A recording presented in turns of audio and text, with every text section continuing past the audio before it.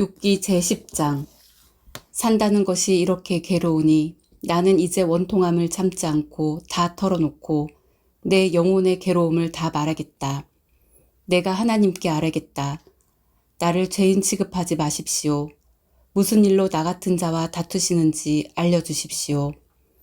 주님께서 손수 만드신 이 몸은 학대하고 멸시하면서도 악인이 세운 계획은 잘 만들게 하시니 그것이 주님께 무슨 유익이라도 됩니까? 주님의 눈이 살과 피를 가진 사람의 눈이기도 합니까?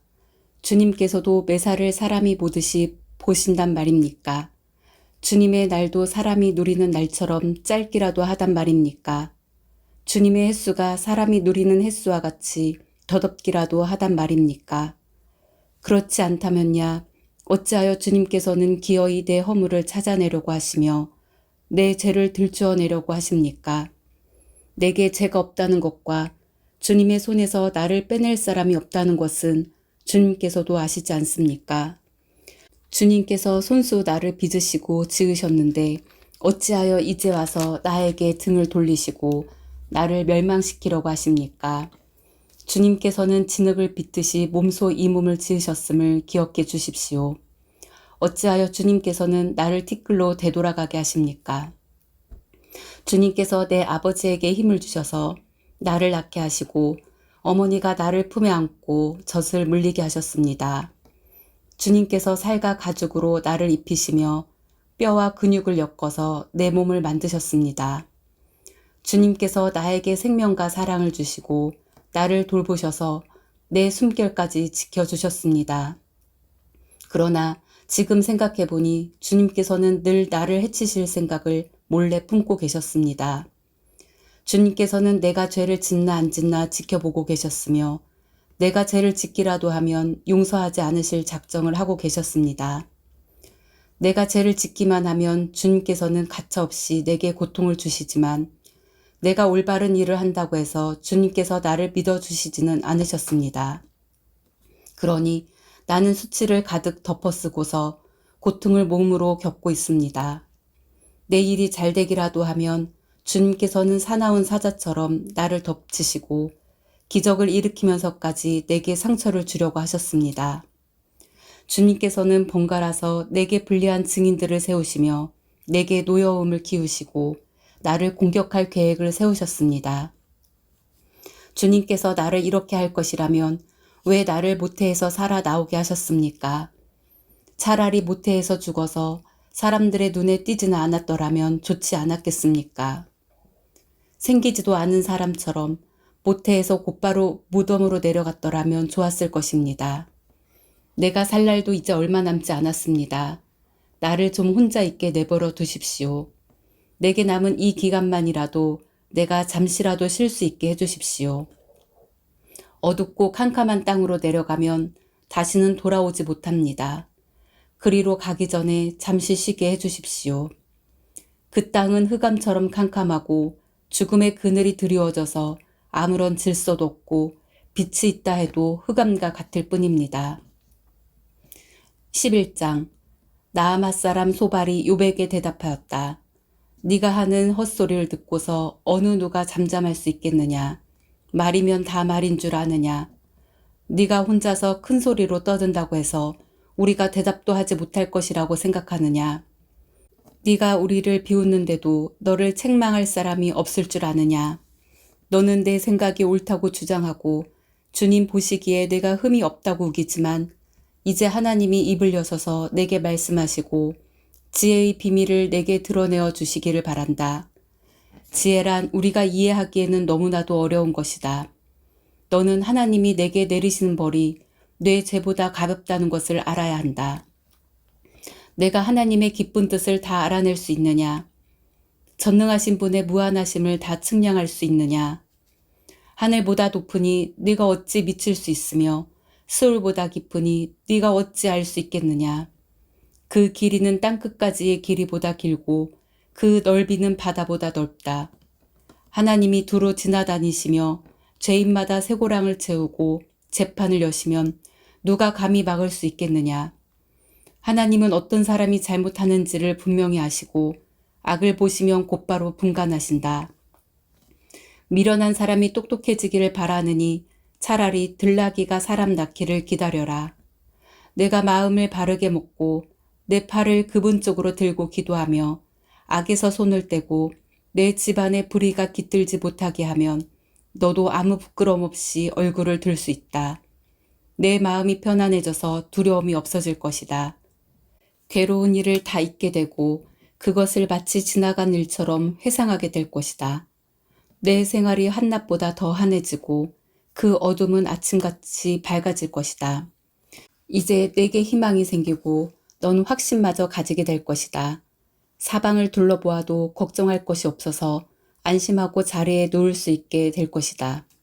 네가 누워서 쉬어도 너를 깨워서 놀라게 할 사람이 없고 많은 사람이 내게 잘 보이려고 할 것이다. 그러나 악한 사람은 눈이 멀어서 도망칠 길마저 찾지 못할 것이다. 그의 희망이라고는 다만 마지막 숨을 잘 거두는 일뿐일 것이다. 12장. 욥이 대답하였다.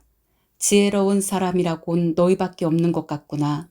너희가 죽으면 지혜도 너희와 함께 사라질 것 같구나. 그러나 나도 너희만큼은 알고 있다. 내가 너희보다 못할 것이 없다. 너희가 한 말을 모를 사람이 어디에 있겠느냐. 한때는 내 기도에 하나님이 응답하신 적도 있지만 지금 나는 친구들의 웃음거리가 되고 말았다.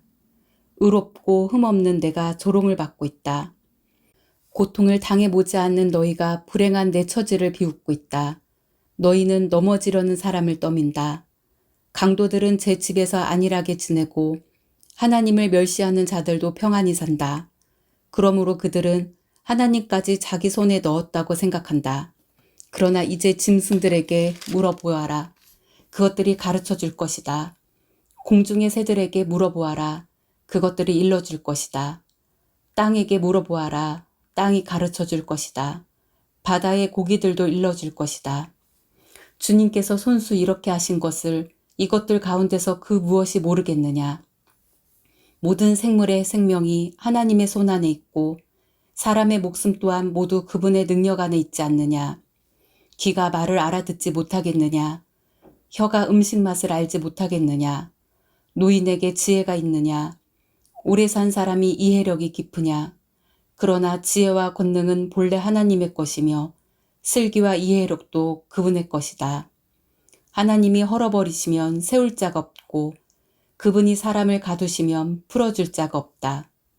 하나님이 물길을 막으시면 땅이 곧 마르고 물길을 터놓으시면 땅을 송두리째 삼킬 것이다. 능력과 지혜가 그분의 것이니 속는 자와 속이는 자도 다 그분의 통치 아래 있다. 하나님은 고관들을 벗은 몸으로 끌려가게 하시는가 하면 재판관들을 바보로 만드시기도 하신다. 하나님은 왕들이 결박한 줄을 풀어주시고 오히려 그들의 허리를 포승으로 묶으신다. 하나님은 제사장들을 맨발로 끌려가게 하시며 권세 있는 자들을 거꾸로 들이신다. 하나님은 자신만만하게 말을 하던 사람을 말문이 막히게 하시며 나이 든 사람들의 분별력도 거두어 가시고 귀족들의 얼굴에 수치를 쏟아 부으시며 힘 있는 사람들의 허리띠를 풀어버리신다. 하나님은 어둠 가운데서도 은밀한 것들을 드러내시며 죽음의 그늘조차도 대낮처럼 밝히신다.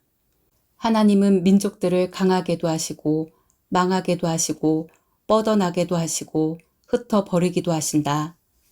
하나님은 이 땅 백성의 지도자들을 어리 빠지게 하셔서 길 없는 거친들에서 방황하게 하신다. 하나님은 그들을 한 가닥 빛도 없는 어둠 속에서 더듬게도 하시며 술 취한 사람처럼 비틀거리게도 하신다. 고린도전서 14장. 사랑을 추구하십시오. 신령한 은사를 열심히 구하십시오. 특히 예언하기를 열망하십시오. 방언으로 말하는 사람은 사람에게 말하는 것이 아니라 하나님께 말하는 것입니다. 아무도 그것을 알아듣지 못합니다. 그는 성령으로 비밀을 말하는 것입니다. 그러나 예언하는 사람은 사람들에게 말하는 것입니다. 그는 덕을 끼치고 위로하고 격려하는 말을 합니다. 방언으로 말하는 사람은 자기에게만 덕을 끼치고 예언하는 사람은 교회에 덕을 끼칩니다. 여러분이 모두 방언으로 말할 수 있기를 내가 바랍니다마는 그보다도 예언할 수 있기를 더 바랍니다. 방언을 누가 통역하여 교회에 덕을 끼치게 해주지 않으면 방언으로 말하는 사람보다 예언하는 사람이 더 훌륭합니다. 형제자매 여러분, 내가 여러분에게로 가서 방언으로 말하고 계시나 지식이나 예언이나 가르침을 전하는 방식으로 말하지 않는다면 여러분에게 무슨 유익이 되겠습니까? 필이나 검은고와 같이 생명이 없는 악기도 각각 음색이 다른 소리를 내지 않으면 피리를 부는 것인지 수금을 타는 것인지 어떻게 알 수 있겠습니까? 또 나팔이 분명하지 않는 소리를 내면 누가 전투를 준비하겠습니까? 이와 같이 여러분도 방언을 사용하기 때문에 분명한 말을 하지 않는다면 그 말이 무슨 뜻인지 남이 어떻게 알겠습니까? 결국 여러분은 허공에다 대고 말하는 셈이 될 것입니다. 이 세상에는 수많은 종류의 말이 있습니다. 그러나 뜻이 없는 말은 하나도 없습니다. 내가 그 말의 뜻을 알지 못하면 나는 그 말을 하는 사람에게 딴 세상 사람이 되고 그도 나에게 딴 세상 사람이 될 것입니다. 이와 같이 여러분도 성령의 은사를 갈구하는 사람들이니 교회에 덕을 끼치도록 그 은사를 더욱 넘치게 받기를 힘쓰십시오. 그러므로 방언으로 말하는 사람은 그것을 통역할 수 있기를 기도하십시오. 내가 방언으로 기도하면 내 영은 기도하지만 내 마음은 아무런 열매를 얻지 못합니다. 그렇다면 어떻게 해야 하겠습니까? 나는 영으로 기도하고 또 깨친 마음으로도 기도하겠습니다. 나는 영으로 찬미하고 또 깨친 마음으로도 찬미하겠습니다. 그렇지 않고 그대가 영으로만 감사를 드리면 갓 믿기 시작한 사람은 그것이 무슨 뜻인지를 알아듣지 못하므로 어떻게 그 감사 기도에 아멘 하고 말할 수 있겠습니까? 그대가 훌륭하게 감사 기도를 드린다고 해도 다른 사람에게는 덕이 되지 않습니다. 나는 여러분 가운데 누구보다도 더 많이 방언을 말할 수 있음을 하나님께 감사합니다. 그러나 나는 방언으로 만마디 말을 하기보다도 다른 사람을 가르치기 위하여 나의 깨친 마음으로 교회에서 5마디 말을 하기를 원합니다. 형제자매 여러분, 생각하는 데는 아이가 되지 마십시오. 악에는 아이가 되고 생각하는 데는 어른이 되십시오. 율법에 이렇게 기록되어 있습니다. 주님께서 말씀하시기를 내가 방언을 하는 사람의 혀와 딴 나라 사람의 입술로 이 백성에게 말할지라도 그들은 나의 말을 듣지 않을 것이다 하셨습니다. 그러므로 방언은 신자들에게 주는 표징이 아니라 불신자들에게 주는 표징이고 예언은 불신자들에게 주는 것이 아니라 신자들에게 주는 것입니다.